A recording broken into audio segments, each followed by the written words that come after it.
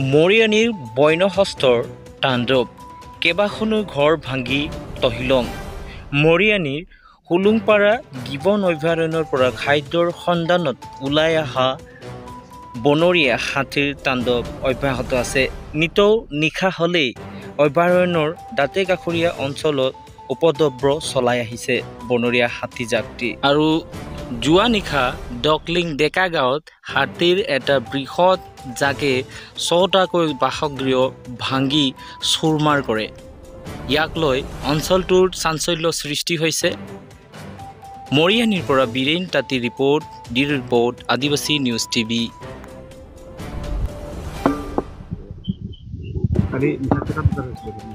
প্ৰায় ১২টা হাতী প্ৰায় ৭০ ওপৰতে আহিছে। হাতীখিনি চব ভাগ ভাগ হৈ গ'ল। হৈ যোৱাৰ পাছত ৰাজা হাতী এইফালে আহিলে। আহি সেই সময়তে মানে আমি ওচৰতে আছোঁ আৰু এইফালে ঘৰ দুৱাৰ ভাঙি থকা শুনি আছোঁ। আহিব পৰা নাই, ফৰেষ্টৰ মানুহ অহা নাই, ওলাই আহিবলৈও ভয় লাগিছে আন্ধাৰ নিশা।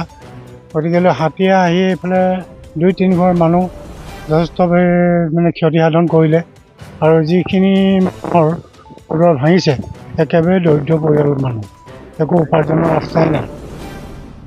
এইটো ডক্টৰীয়া বুলি কয় এই জেগাডোখৰ।